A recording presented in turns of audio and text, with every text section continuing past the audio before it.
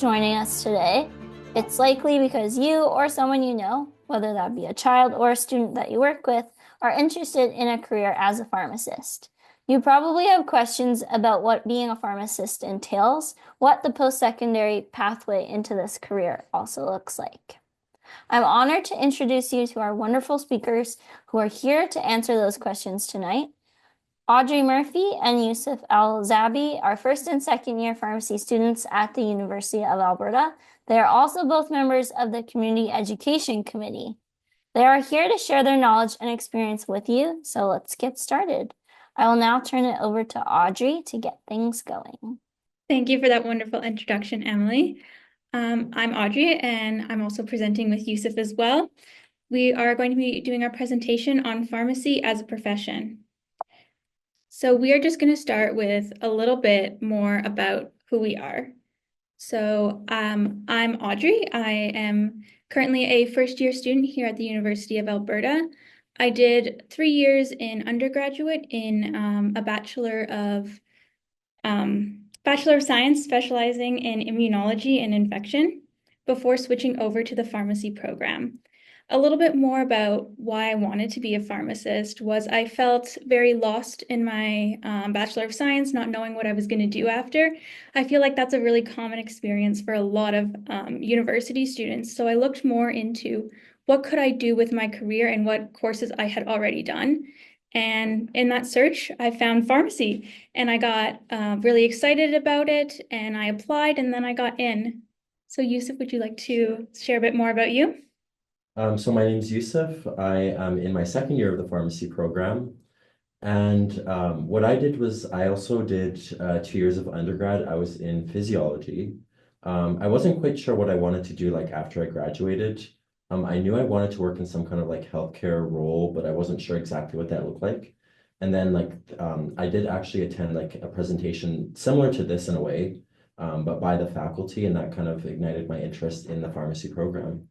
Okay, great. We are going to start off with a little bit, Emily, if you could help us, we're going to do what comes to mind when you think of pharmacy or pharmacist. So I know that there's the question box, Emily, if you'd be able to jump in if anybody has any thoughts about that. One person did say like a person who gets medicine for the doctors, who works in partnership with doctors. Yeah, that's correct. We do work closely with doctors. I see in the chat also, think of somebody counting pills. That certainly is an aspect. Making pharmaceuticals, yeah. Compounding or making prescriptions is another thing that pharmacists do. Someone who can help treat symptoms, that's wonderful. Creating and researching medicine. I like how you guys already know the wide scope and like variety that you can see in pharmacy. We're going to talk about that a little bit more. Thank you for your suggestions, and let's get into talking more about pharmacy. Yeah, so behind the pharmacy counter, there are several different types of staff members. There's always going to be a pharmacist behind the counter, at least one, and they are the drug expert, and their role is largely clinical, but this does depend on like the type of pharmacy that they work in. We will get into the role a bit more later in the presentation, but generally speaking, they counsel patients on medication use, so how to use it safely and how to make it as effective as possible.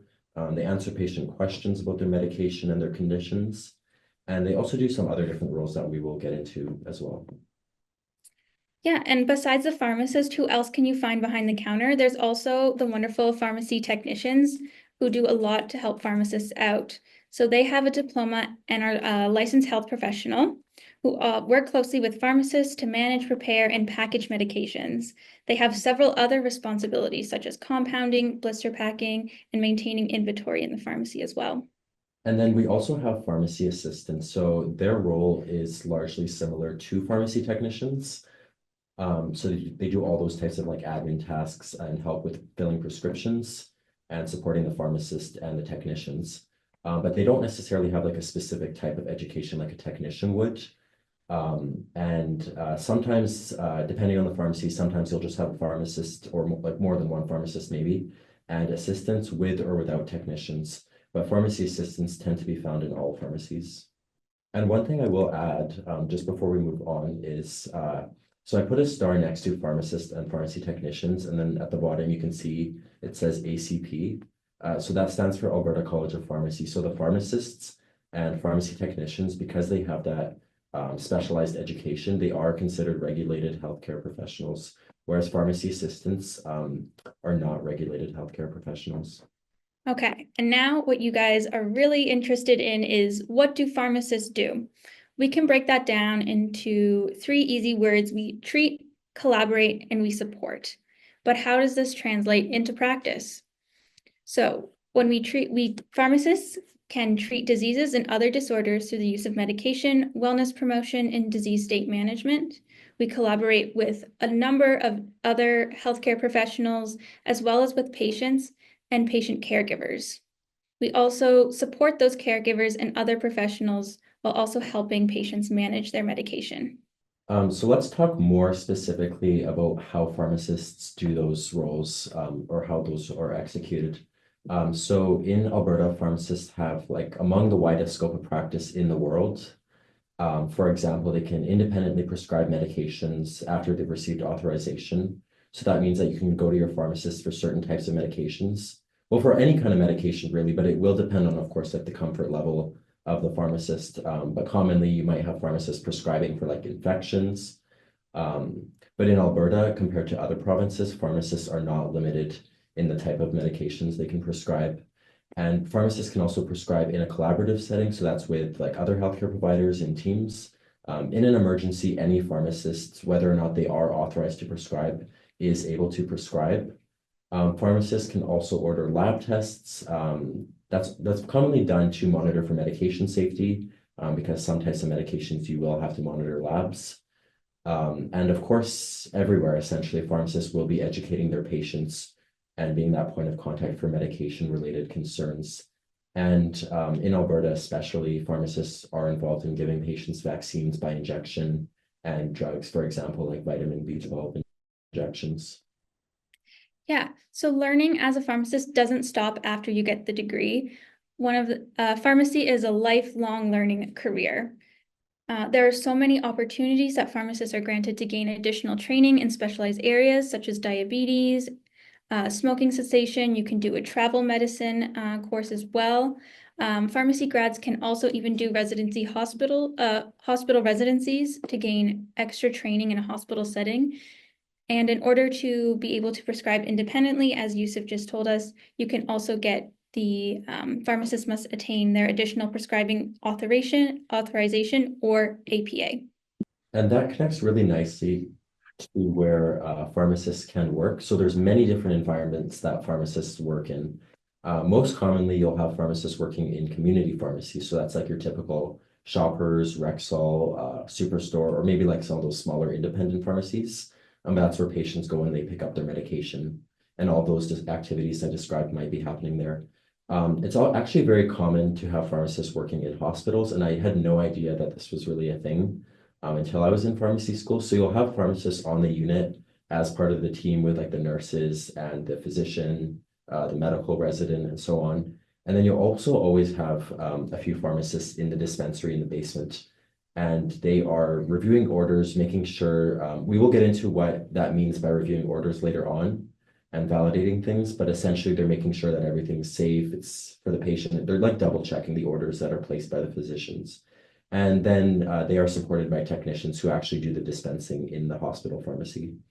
You'll also have pharmacists working in primary care networks, most commonly like family medicine clinics, specialty clinics for certain diseases, so specialist clinics essentially. The pharmaceutical industry, of course, you might have pharmacists working there. Academic settings, like any sector, you'll have pharmacists that are teaching pharmacy students and even medical students as well, doing research, working in government, in like Alberta Health or with Blue Cross to make those policy decisions around drugs and medications, in the military and the correctional system as well. And I'm sure there's many more examples, but these are quite, like this encompasses, I would say, almost like 99% of the environments pharmacists will be working in. So we know what pharmacists do and we know where they are, but what makes a pharmacist good? So some successful traits that you want to having a pharmacist is generally in any healthcare field, you want to be able, you have to have a passion to want to help people. And with pharmacy especially, we also need to be able to talk to people. So with a lot of these jobs and a lot of the places that Youssef describes, you will be face-to-face with a patient, talking to them, and being able to communicate and be empathetic towards patients is really an important skill. And beyond these patient interactions, you also want to have the skills to keep a pharmacy running smoothly. This often means the ability to multitask, be adaptable, and be able to think critically in order to solve problems. It also helps to be diligent and resourceful and knowledgeable, but that will come with training and experience. So now we're going to pivot to talking about the PharmD program at the University of Alberta. And PharmD stands for Doctor of Pharmacy because it is a doctorate program. It used to be a bachelor's program until just a few years ago, but they've increased like the amount of content and the rigor in the program.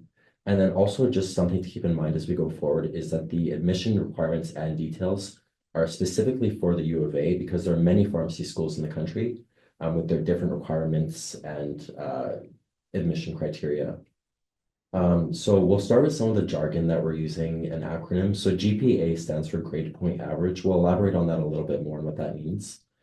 Prerequisite is a course in university or even high school that you need to take in order to take the next course.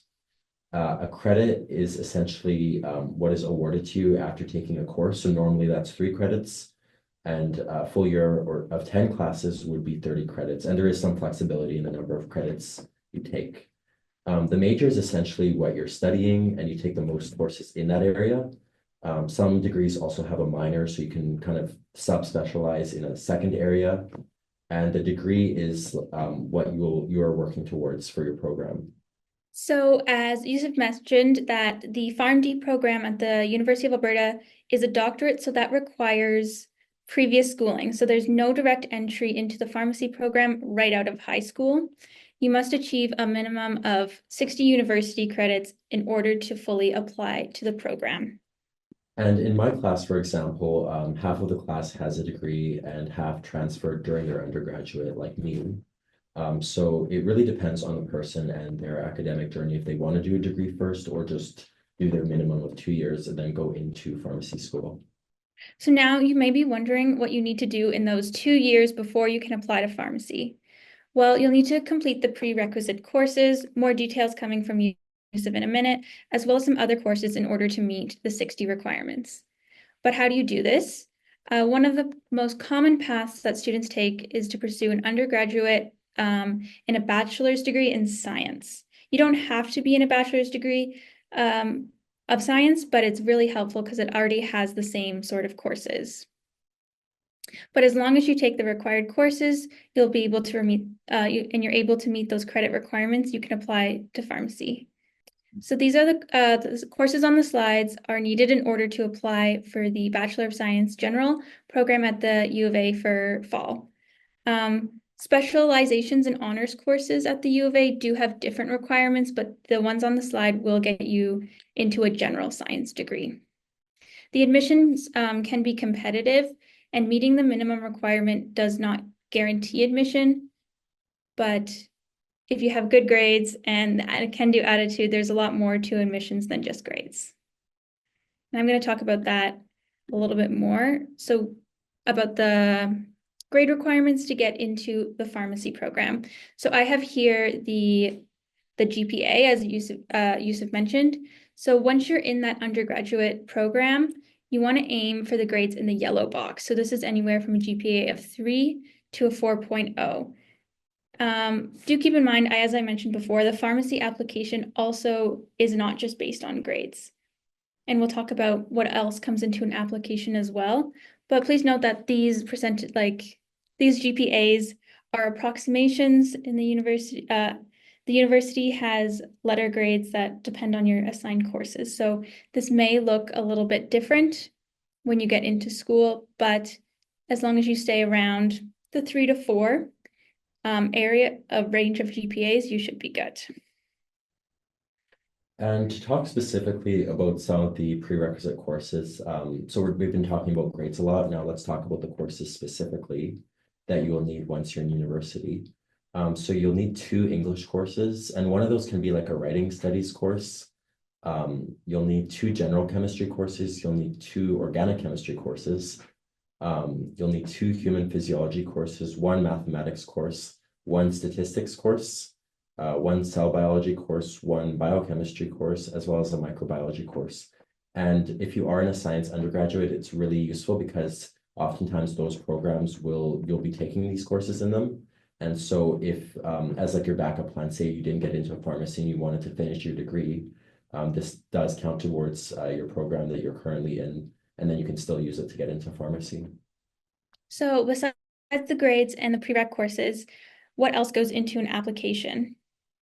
So we have, first off, you're going to write a letter of intent. This is just going to be a short paragraph about your career goals and why pharmacy interests you. It also allows you to share if you have work experience and volunteer experience as well. Then after your letter of intent, you're going to be doing a web-based interview. So how they've done this in the past is you'll have 3 to 4 questions read to you and about 10 seconds to think about a response and 2 minutes to respond as well. These interview questions further assess your ability to convey ideas in a logical response in effective and mature manners. And then also my favorite, the most fun part of the application process is the pharmacist consultation. So as a requirement, you're going to have to shadow a pharmacist for part of their day and have a conversation with them to learn more about the profession and get a behind the scenes look, if you haven't already, of how a pharmacy runs and what being a pharmacist entails. So a little bit more on the selection process. So students who apply, in addition to being ranked based on like their letter of intent and having that consultation completed, based on their GPA, they will be ranked in a few different categories. So overall GPA for all of their university courses, the GPA just for those prerequisite courses. So the highest level of those prerequisite courses, because sometimes there's more than one, like biology course, for example, as well as the GPA in the heaviest credit weight year. So that's the year that the student took the most number of courses at once, and just to see how well the student does under a full course workload. And it is preferred that at least one of the years the student is studying, they do that full course load. So that tends to be about 5 courses a semester. And then the admissions committee does have a preference for students that have done at least 1 year of full course load. And lastly, I will mention on the competitive GPA, it's at least 3.3 out of 4. If you are out of province, I don't recall exactly what it was, but it is a little bit higher. But your GPA must at minimum be 3 to be considered for the program. And generally aiming for like a higher GPA is never a bad idea because it does maximize your chances of getting in. So some exciting news for specifically the people in this presentation is that the Faculty of Pharmacy does take rural applicants into consideration. So they'll hold 10 places for rural students each year during the admissions process. And I'd just like to go into the definition of what is rural, according to the University of Alberta. So that is a community that's at least 50 kilometers from Edmonton or Calgary, and the individual must have lived there for at least 3 years between the ages of 12 to 18. So when applying to the program, you can say that you are a rural student and that will be taken into consideration. And you'll just provide a proof of your rural status upon admission, and then hopefully you get in. Now, let's talk about what pharmacy school looks like. So broadly, the first 3 years are just courses, and you do get the opportunity to do some rotations, whereas your 4th year is entirely practicums or clinical placements or rotations, whatever you'll call them. So the first year is focused on getting prepared for your community rotation. And there's a heavy focus on the pharmaceutical sciences, so pharmacology, which is learning about how drugs work and like their side effects. Medicinal chemistry is looking at more so the chemistry side of the drugs. Pharmaceutics is looking at all the different dosage forms. So this you actually take pharmaceutics in year 1 and 2.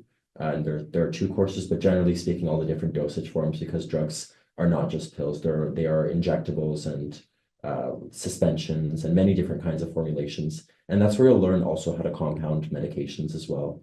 And then you do also learn about communication, patient assessment, the standards of practice that the college enforces for the pharmacists. drug laws, especially relating to like narcotics and controlled substances, evidence-based medicine. So that's like learning more so about research.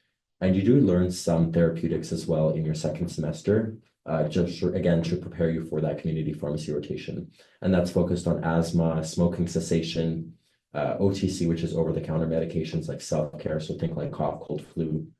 And then your community rotation is an opportunity to practice that and continue your learning.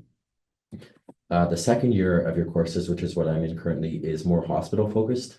So you are finishing up your pharmaceutical sciences, so the second part of pharmaceutics. And that specifically is like more so sterile compounding, so things like IV bags and things that will be put directly into the body in like a hospital environment, as well as pharmacokinetics, which is probably one of the most difficult courses in the program. But that is essentially looking at what the body does to the drugs, so like clearance and that sort of thing. And then we learn more about law, but more so for health and privacy law. And then second semester, the second year, we do quite a bit of therapeutics. So largely internal medicine like gastrointestinal, diabetes slash endocrinology, nephrology, cardiology. So that's the heart and kidneys. So nephrology is kidneys, cardiology is the heart. Dermatology is the skin, so learning about skin conditions, as well as the first part of infectious disease, which is focused on bacterial infections and conditions. And then we go on to our hospital rotation. And then in the third year, it's kind of wrapping up all the therapeutic knowledge. So you do like psychiatry, mental health, oncology, which is cancer, neurology, pain management, transplant, sexual and reproductive health, as well as some toxicology. And you also get to do 2 elective options. So that's where you can kind of choose from some courses. And there's a wide variety of options, even like veterinary pharmacy. So some really neat options that you can choose from. And there is no rotation after your third year because the fourth year is entirely rotations, but you do get to do your injection training throughout the third year, and then you're authorized to inject patients. And then your fourth year, like I mentioned earlier, it's all rotations, 2 months each. At least one of those rotations has to be a community pharmacy, and one of them has to be a hospital. And then the other 2 you get to choose between like corporate or industry. So that can look like working for a pharma company. Legal, so you could work with the College of Pharmacy, ACP, as well as leadership and academic rotation. So you might get to like work with some of the professors in the faculty and sort of like, in a way, kind of be a professor. And a key skill you learn in pharmacy school is how to ensure prescriptions are appropriate. So assessing a prescription, and in a hospital environment, this would be similar to order verification. So we're looking at 4 things, the IESA. So is the medication indicated? So is that, I don't know how else to say it, but is that a proper treatment for their condition, I guess? And then if it's a refill, is it effective? Or if it's going to be prescribed, is it going to be effective for their condition? Because for a lot of different medical conditions, there are a lot of treatment options, so we have to know which treatment to use for that patient. And then the safety aspect, we're looking at like the dosing of the medication. So we have to consider their diagnosis, because like I said, medications can be used for different things. We're also looking at their age, their weight, their kidney function, as well as their medical history. And even whether or not they're on any other medications, that can affect the dosing, or even whether or not the medication is safe to give with the other one, or we might just monitor. So it's very complicated. And we spent a lot of time learning about this. So this is just a general overview. And then of course, we're checking to see if they have any allergies to the medication, and like assessing the severity of that and so on. And then very important is also to look at adherence. So are they adherent to their current therapies, or if it's something they're going to be starting on, will they be adherent? So looking at those barriers to taking medications, and trying to be creative in solving that, and maybe considering like different ways of helping the patient take their medication. And because if the patient's not taking their medication, it's not going to be effective for them. Okay, we've talked about what you're going to learn, but how are you going to learn it? So there will be some things that are familiar to you and then some things that are new. So we'll have our standard lectures, which will be like similar to your classes now. There's a lecturer right front. You sit and you take notes and you can ask questions. And then we have compounding labs. When we talked about people, I know some of you, when we said, what do you think of when you think of pharmacy, you thought of compounding medications. Here's where we can really learn how to make all different types of prescription medications beyond what you would think of as a normal medication. So we make things like cough syrups, foams, creams. Today in lab, a couple hours ago, I made antibiotic capsules. So it's really varied and a lot of fun as well. And then we have seminars. So this is where you'll get into smaller groups and it'll be more of a collaborative and discussion amongst your peers. So usually we'll be given like a scenario or like a clinical case to work through with our peers and see how would we use our clinical judgment as well as our professional judgment. And then we also have the patient skills lab. So this is probably going to be the newest format for people because compounding labs will kind of be similar to your chemistry labs, but the patient skills lab I think is really unique to pharmacy, how we run it. So in our building, we have the skills lab, which looks like a community pharmacy. So these are real pictures on the sides here of the skills lab. So it has shelves with medications. It has like all of the devices, like you would think, like there's inhalers on the shelves, there's EpiPens, and we are able to act out what it would be like for a pharmacist and a patient to interact. That is really the core of Patient Skills Lab, is building your communication skills on how to do all of the things that Youssef discussed that we learn. We need to be able to synthesize that into a succinct conversation with a patient where we can make those decisions or educate the patient on medication and just really use your clinical judgment. I think this course is often can be very scary definitely was scary for me, my first year walking into the skills lab. It gets easier if you do decide to join pharmacy, but it is really a fun time.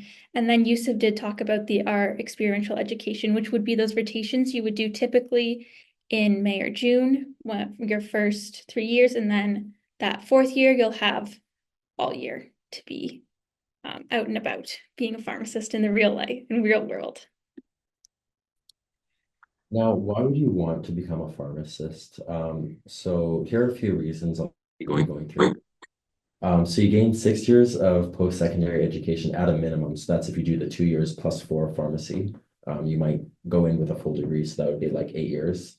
You are a respected, accessible healthcare professional and one of the most accessible healthcare professionals, which has its pros and cons, but you do get to make a difference in patients' lives.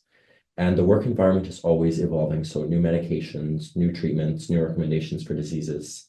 And you also have many opportunities to expand your education. And that allows you to also specialize in different areas. So not just community, not just hospital, even there's so many opportunities. And sometimes you may practice in more than one area. Like a lot of our professors will, their primary practice environment is academia, but they will work in hospital or community as well.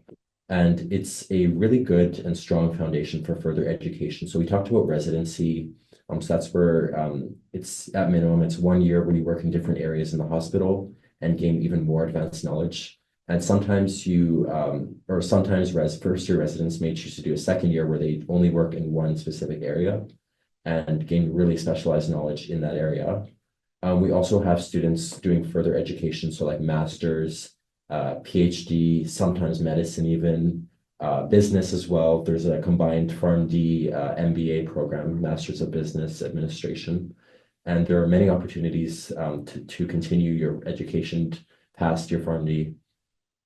And above all, there is always a demand for pharmacists. People always will need their medication for the foreseeable future. And so there is a fairly good job market out there, and the pay is decent as well. What questions do you have? Can pharmacy students work as pharmacy technicians or assistants while going to school? I think you might have answered that with the rotations, but are there any other jobs that you guys can pick up while going to school? I can jump in there. A lot of students do work in community pharmacy while they're in school. I do as well. And typically it's an interesting role because you tend to do like as you progress through the program and your education gets more advanced, you might pick up some more clinical responsibilities, but you would be starting out perhaps more so in like an assistant type role. So Yes, students do work in pharmacies, typically more so as pharmacy students though. They can't work as technicians unless they have like the technician diploma. And they tend to just be hired as students rather than assistants. I don't know if you'd like to add anything. Yeah, so APSA does have like APSA, which is the Alberta Pharmacy Students Association, does post jobs meant specifically for pharmacy students. So that's when a pharmacy reaches out to APSA in order to recruit pharmacy students. And then when you work in those community pharmacies, typically, you will be doing the kind of role you decide on. If you're like first, second, or third years, those will all entail different roles and responsibilities. There was another question here. When you were searching for what you wanted to do with your career and learning about pharmacy, what made you decide on pharmacy? I know you went through some of those reasons on why pharmacy might be attractive as a profession. Is there anything else you both wanted to add? Doing pharmacy was, I think, it's a very difficult decision. At least it was an easy yet difficult decision because I was only 3 years into my degree. I had to, and then I switched, so I don't have my bachelor. But as I learned more about pharmacy and I learned what they do and uh, how they're such an accessible healthcare worker, I got really interested in becoming a pharmacist because I think right now, I'm sure a lot of people are aware of this, like it's really hard to access family doctors and other healthcare professionals. So pharmacists have been able to help uh, the burden on the healthcare system in many ways. And with the expanded scope of practice in Alberta, it really drew me to being a pharmacist in Alberta specifically because of all the extra learning we can do, all the extra certifications we can do, how we have, you can do your, get additional prescribing authority as well. So it's just all around, it sounded like a good career and I've been enjoying it. Youssef, do you want to talk Yeah, more about? I can certainly add to that. So, like I mentioned, I was in undergraduate physiology. So that was very, I would say maybe scientific, right? So there wasn't really like a clinical aspect to it, and that's what I had really wanted.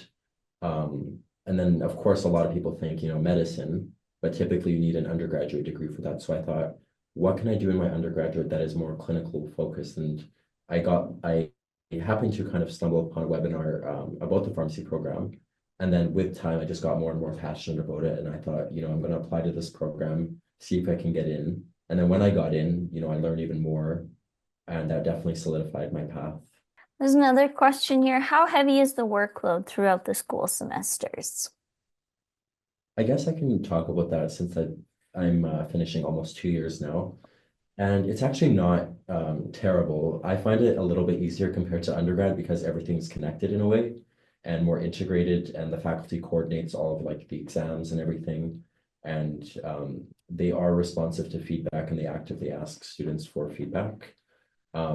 And for example, like the patient care skills lab is a course on its own, whereas in undergraduate, you'll have courses that have a lab component, which is quite a significant time commitment. And overall, I just find it more balanced than like a typical undergraduate program. Personally, for me, it is a lot of work. I'm not gonna like give you false hope that oh, pharmacy is so easy. It's a lot of work. It does help that all the courses are connected and like what you're learning in like your more clinical classes, you'll be able to bring into the skills lab and you'll be able to take, your knowledge of like how drugs work into that as well. But it is a lot of work. It is a lot of courses. It does help that you are with the same people all day. So you stay with your first year classes, you have all the same classes. So that will be kind of a little bit different from your first 2 years of undergraduate. So it is helpful to have like you guys are all on the same schedule and just know that your peers are all in the same boat too. But yes, it can be a heavy workload. Your first semester in pharmacy, you'll have um, so It definitely is more intense in the first semester is definitely quite intense. And then the second year, first semester is also quite intense. And then, so it's like hills, it goes up and down the workload. Yeah, so it definitely is a lot of work. But compared to my undergrad, I've never been as stressed as I was in my undergrad, I would say personally. I have been. Okay. Yeah, I think it's definitely person dependent on what you feel is like a heavy workload. Next question, is there any research opportunities with a pharmacy degree? There's research opportunities. So whether or not you have your degree, there's always going to be research opportunities in a wide variety of areas. I think if you have a pharmacy degree, that gives you a little bit of like an edge in pharmaceutical research, maybe. They do offer, they'll send out research opportunities within the faculty as well, with some of our professors. They'll send out some information about that, usually halfway through the school year. Awesome. There was a question about high school requirements. We will be sending out resources following the presentation. I don't recall if physics was on the required ones, but I think it might have been acceptable as one of those extra courses. I can speak to physics as a fellow physics, not hater, but a little bit of a physics hater. I chose a degree specifically in my immunology when I did immunology infection. A large reason why I did that is also because of the skill area, but also because you did need high school physics. So you don't need high school physics to get into the pharmacy program, and you don't need that base knowledge for any university physics courses, as that's not in the prereqs. But if you like physics and want to do it, you can, but it's not a requirement for pharmacy currently. Where and how would you start after high school? Do you know the timing of applications for the U of A program by chance? Getting into undergraduate, it has been a while since I have, but after you get into there, usually pharmacy applications, so after your second year, I applied in December of my third year. And I think they closed in, was it, Youssef, do you Oh, remember? they close in June, so you'd start the application process. I mean, this was a couple years ago for me, so it may have changed a little bit, but you would start in your like assuming you want to go in after your second year, you would start I guess you would just maybe like keep an eye on the application deadlines on the website. But you would start that process probably like for me, I think it was like February before I got in, and then everything had to be done by June, including the interview. There were different deadlines for different things, including I think there's also an opportunity for me to answer one of the questions here, which is like they do take into account your employment and volunteer experience as well. So all of those things have deadlines for submission to the university before applying. Yes, that's a good point that Youssef brought up. So your letter of intent, your pharmacist consultation form, your transcripts are in your interview are all due at different times. So those may change throughout the year. So I can't give an exact time. It would just be following up on the pharmacy website, the University of Alberta Pharmacy website for more details. There's a question here about the pharmacy apprenticeship. I think they're meaning the rotations. And you mentioned that there's two rotations required and each of them are 2 months. Is that correct? So in your first, second, and third year, you'll have month-long rotations at a community pharmacy in your first year, and then a hospital pharmacy in your second year. So those are only a month, but then in that last year, there's really not a lot of those like structured like lecture courses. It's mostly just the rotations that you would do, and those are 2 months long. And just to clarify, those are not paid, right? So you would be paying tuition for those, which definitely has, I guess, upset some people maybe because they are paying to work, but it is part of the program. And then the second year, I guess I'll just also mention the second year hospital rotation, from my understanding, is you will be on like the unit rather than in the dispensary working with the team. And I just like to say about the locations of besides like a hospital or community setting, they're all over Alberta. So we can give some additional info, like you have to do one rural placement. So if you're already living in a rural community and there's a rural pharmacy there or hospital there that's looking for students, it'd be great just to apply to there and you can get your rural placement done. And also because you are rural, you can find opportunities there as well.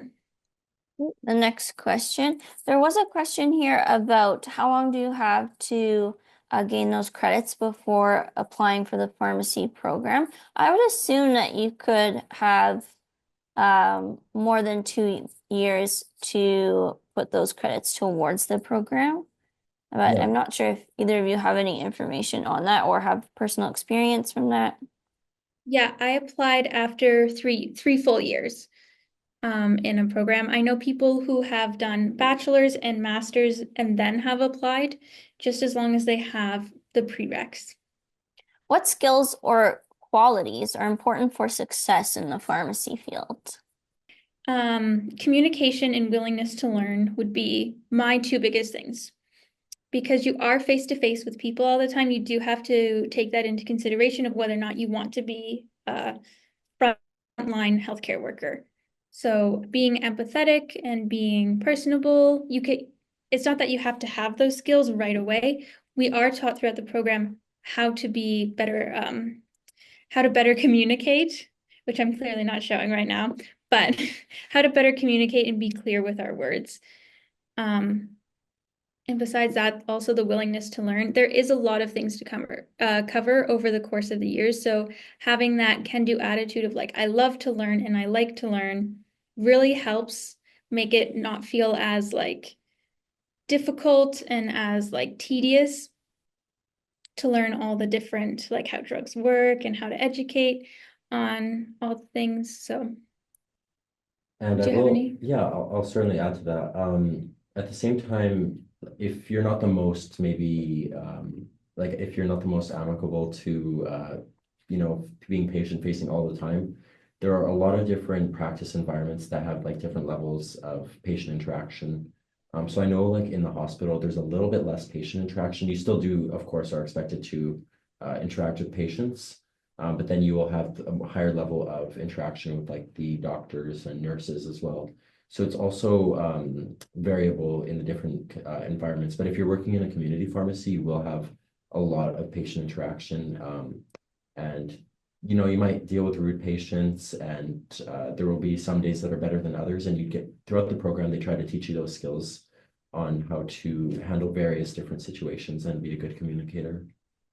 There's a few questions here, again, about those admission requirements. We will be sending out a link to the presentation, so you'll be able to take a look at those again. Is biology a big part of becoming a pharmacist, or is it more chemistry based? I would say it's not either really. Those are prerequisites, but it's largely clinical, like apart from like, of course, like your science courses, which are teaching you more so like the pharmaceutical sciences and how medications work and the different formulations and maybe a little bit more of the biology in there. Not as much as I would say like a biology course, although there is an anatomy and physiology course you will take in your first year. But all the therapy courses, they're very clinical. So a lot of like patient assessment and learning about different medical conditions and the research behind the different treatments and how to treat a patient depending on the situation. So very clinical. And it's not like reflecting back on my undergrad and my high school experiences, there wasn't really anything like that. So it's definitely is a different type of course structure. I will say though that chemistry and biology form the foundation of all of our clinical knowledge. So having that strong background in chemistry and biology is important. Like you're not going to get like specific chemistry questions in most instances. Sometimes it is helpful when you're looking at like how drugs interact. It's helpful to know the chemistry of drugs and biology of the body.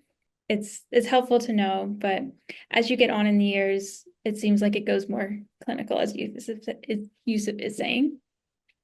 Right now, I'm in first year, so like he said, we have that we have like anatomy and physiology, we have chemistry, we build those skills in first year, and then you're able to have that foundation to move on to second year and further.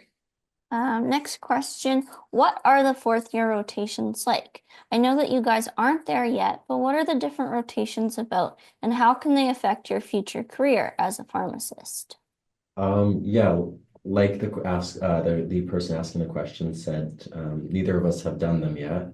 At least my perception of them, other than like what we know about them already, is that they're 2 months and there are four of them.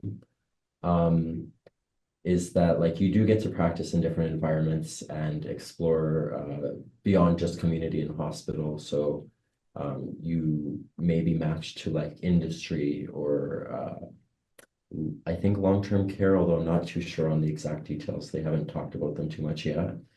As well as academia research. This might be a question better asked to the faculty, perhaps. They can provide more information on that. Yeah, but definitely choosing rotations in your fourth year that you're interested in maybe pursuing. So it can be kind of like a 2 month trial run of like, oh, would I like industry? Go and do a rotation for 2 months and you can decide, oh my goodness, that's what I want to do. Or I tried it, but that wasn't for me. So it can help you weed out kind of where you want to fit into uh, your role as a pharmacist. As we described, they can work in so many different places. There's a few questions here just about the course load and how it compares to high school, and how pharmacy school compares to undergrad. Are there any more comments that you guys would like to make about those topics? I can speak to how the university, like the high school to university, is a jump and it will be different. It will feel a lot different. You'll feel, this is just coming from my personal experience in university. I felt like I was spending less time in class, but more time studying. Versus in high school, you spend most of your time in classes and you can do, depending on your study habits, how much you want to study. Pharmacy, I have found that I'm spending this is more time in classes just because there's definitely more classes or yeah throughout the week. But I am spending probably around the same amount of time per course as I would in undergrad. Essentially, what is the main difference between a doctor and a pharmacist? I would say this is just coming from like myself. I haven't worked in an integrated healthcare team as of yet, so I wouldn't know specifically how they would interact together. But from how I view it, this is my personal beliefs, is that doctors are really good at finding problems. We don't really spend as much time knowing all of the different disorders and diseases that one can get and how to effectively diagnose them. So in that sense, I feel like we only really cover doing assessments for like diagnosing with minor stuff that you could get like treatment for without needing a prescription. So that's one of the big differences I find is that doctors are really good at diagnosing, knowing a lot of more of like the body systems and anatomy than a typical pharmacist would. And I'd say pharmacists are the medication expert. I think I was told this in my first year chemistry class, so last semester, is that we are really the only healthcare professional that takes chemistry. So we focus on the treatment and we specifically of diseases, but we specifically focus in on medication. We are medication experts.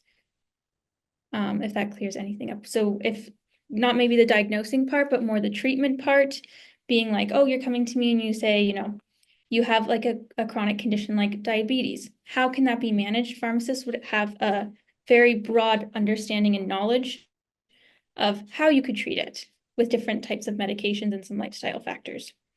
But there certainly is some overlap now that there's some prescribing that pharmacists are able to prescribe now just for small things. But most of the time, pharmacists and doctors do work together. Even in a community setting, pharmacists are calling doctors' offices are faxing over prescriptions. There's still a lot of interplay between the two professions. And for me, I guess I have a slightly different perspective on this. So just because the program, it is a PharmD program, I do consider pharmacists like doctors of medications because it is in the name of the degree. So I do agree quite a bit with what Audrey said in the sense that doctors have a much larger expertise in diagnosing medical conditions. I've never been a doctor or in medical school or anything like that. So this is more so based on my perceptions. But then in medical school, they will learn less about the treatments, and they will be expected to pick up that knowledge on their residencies, which are several years long. Whereas in pharmacy school, we focus on the medical conditions that are treatable with medications.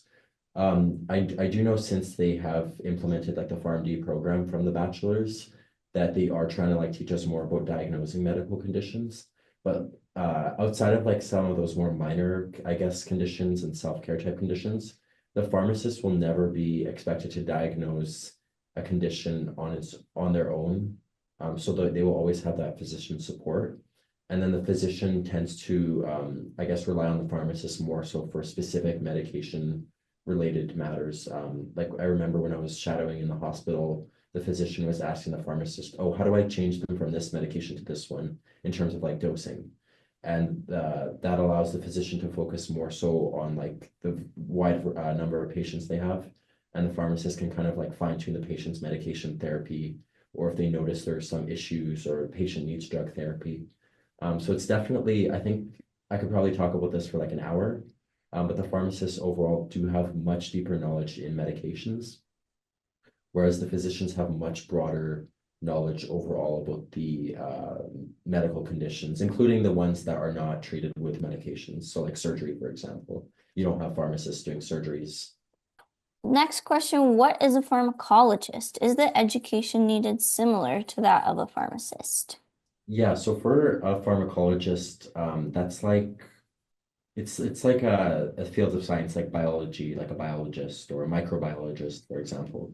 So pharmacologists will learn a lot about the science of the medications, down to like the chemical structure, how the medications work, and even like the subtype of receptor that the medication binds to and works on. Whereas as pharmacists, we do take a couple pharmacology courses, but in clinical practice, we're more so focused on how do we use that medication for patients, and how do we manage those patients that are on medications, which is something that a pharmacologist may not know. And then, of course, the pharmacologist cannot practice pharmacy with only a pharmacology bachelor's degree. Yeah, and there's a bachelor's in pharmacology and master's in pharmacology, and I think you can do doctorate as well in pharmacology. So yeah, like Youssef was saying, they would be different. Next question, what would a typical exam look like for a course in pharmacy? Multiple choice, mostly. Online. Online. Yeah. So we do at the University of Alberta, we do all of our courses or all of our examinations. You can choose to do it in person, or in some instances you can do it online.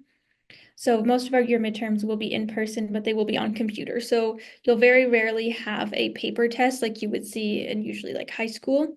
It is mostly on the computer, and it will be multiple choice, written, short answer type questions.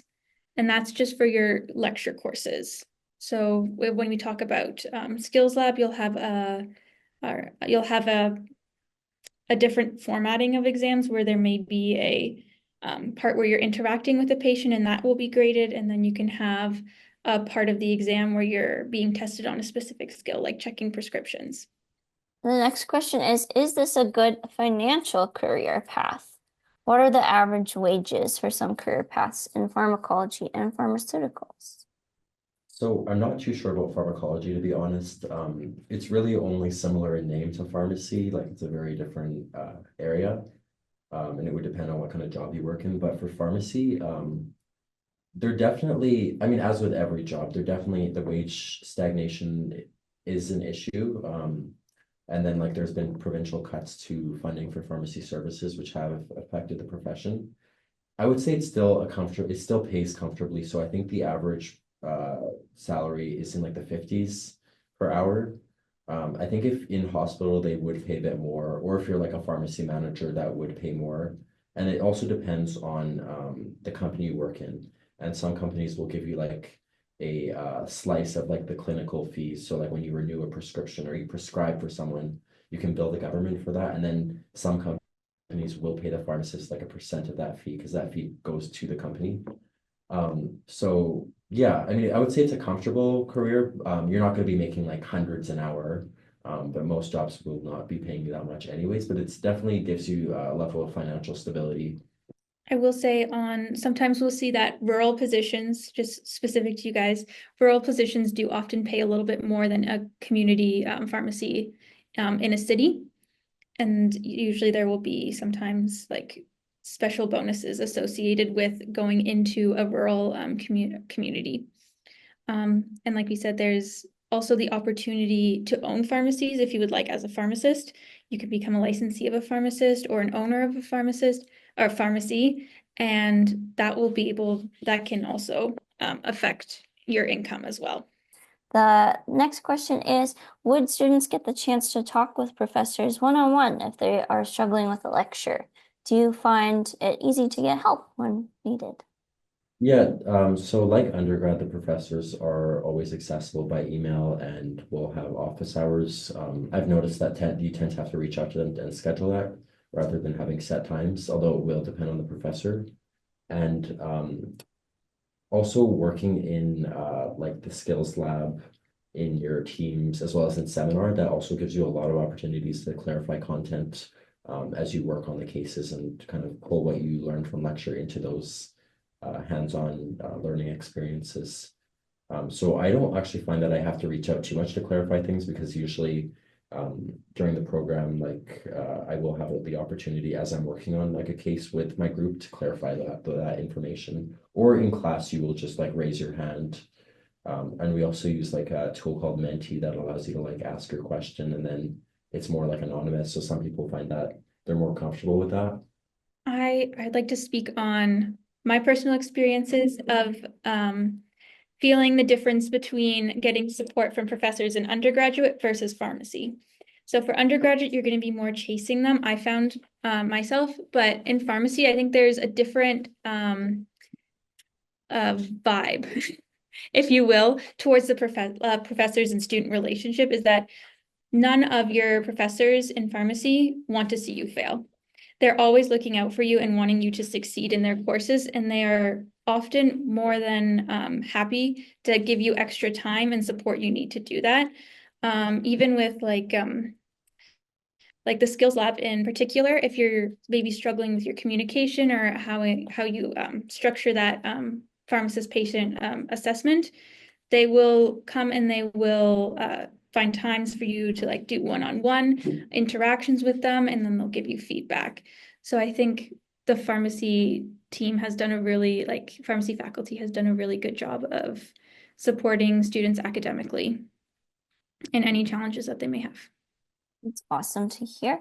We have two last questions, so we'll just get through these and then we'll close out the session. Is there any difference or advantage to pursuing a degree in just 6 years versus a full 8-year degree? I don't know if there's any really advantage or disadvantage, just how fast you want to become a pharmacist, if that is your end goal. So if your end goal is pharmacist and you know that for sure, there is definitely a benefit to just doing 2 years undergraduate and straight into the PharmD program. But if you're maybe unsure and you want kind of that backup plan-ish, it might be helpful to have that bachelor, that you have like a full degree, you have a bachelor degree that you could do other things with. Yeah, I would add to that. I'm not sure what the advantage would be to doing like a bachelor's first, unless you have like a compelling reason to do that degree before pharmacy. At the same time, a lot of people don't realize they want to do pharmacy until after they've done their undergrad. So it might be less of a decision on to complete their undergrad first and more so that they already completed their undergrad and then they decided that they were interested in pharmacy. And that's why you may see that mix of people with degrees and without. And just the last question, are you able to speak to the work-life balance in different pharmacist positions? Community pharmacy is more busy, but compared to say hospital or some of the other positions, but I would say for all the positions, I can't speak to corporate positions too much or academia, but for a lot of the clinical positions, your work stays at work, so you're not really bringing that work home, which is really nice. So when you're away from work, you're actually not working at all, because it's really difficult to be like interacting with patients if you're not in the pharmacy or you're not in the hospital. If you're working for a company, you may, depending on your position, work from home part-time or full-time, or bring work home with you. I'm not too sure about those positions, honestly. A lot of people who work in industry also do not have PharmDs as well. So that might just be more so job related rather than related to the PharmD specifically. Yeah, and I think with like any job, it's going to be very location specific. So even like between different stores, you're going to have different pressures and requirements of you in terms of like how busy it will be. So that can certainly factor into the work-life balance. We do have a few points of contact. So general U of A questions like course specific questions or program specific questions, uab.ca/ask. If it's a pharmacy program specific question, uab.ca/pharmacy. And then you can also contact the Alberta Pharmacy Students Association, known as APSA. Their email is right over there. And then they'll direct that in like the appropriate area. Thank you so much, Audrey and Youssef, for sharing your knowledge with us. I really appreciate the time that you took to be with us this evening, and I hope that they have inspired you to further explore a career in pharmacy.